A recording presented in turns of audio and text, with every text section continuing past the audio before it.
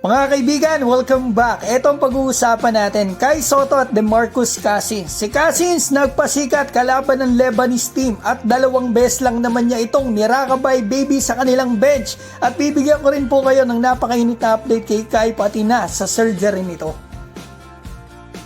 Simulan natin kay DeMarcus Cousins. Ito po yung laro niya kalaban ng Beirut First, ang team na nagmula sa Lebanon. Kaibigan, ang ganda na nilaro dito ni DeMarcus Cousins. At makikita natin dito, pag nakashoot siya dito, talagang haharap siya doon sa bench ng kalaban at magrarakabay baby. Mga kaibigan, tingnan natin sa ibang angle ha. Yan, pagkashoot niya, haharap siya doon sa bench. May sinabi siya, rakabay baby doon sa may bench ng kalaban. Sayang wala rito si Arakji. Ayan mga kaibigan, nakita natin reaction ni Coach Charles Chu dito sa rakabay at shoot po ni DeMarcus Cousins. Mga kaibigan, wala man dito si Arakji. Sayang hindi tayo nakabawi sa kanya. Pero nandito naman yung mga teammates niya sa Lebanon. Mga starting five pa mga kaibigan. Si El Darwich, sino pa ba? Si Ali Haidar, yung big man niya, yung kabantayan ni DeMarcus. Yan po yung big man ng Lebanon. So nakita natin umarap pa dun sa mga fans. Nagrakabay na naman. Yan kita natin, nakikipagkantsawan din sa kanya yung fan.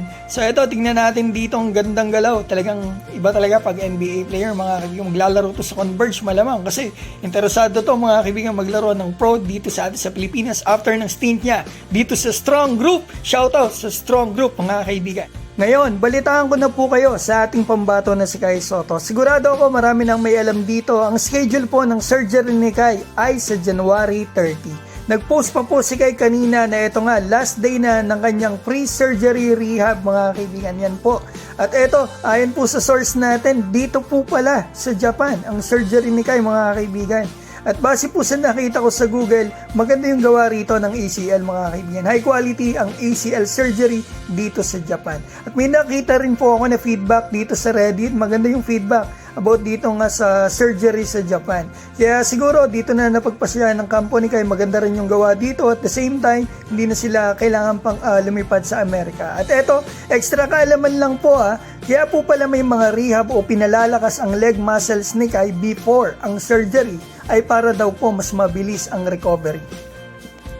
Sana po talaga maging mabilis ang recovery ni Kai. Napakadami po nating nag-aabang sa kanyang pagbabalik. Ipag-pray po natin at supportahan po natin si Kai mga kaibigan. At shoutout ko po pala si Rolly Perote, Raul Ramos, Joselito Bartolome, Joshua Jacinto, Kulits TV, Mark Anthony Cano, Ronald Ira ng Cebu, Alan Fa Manila, Ray Martolino at John Walk TV. Mga kaibigan, maraming salamat po sa inyo.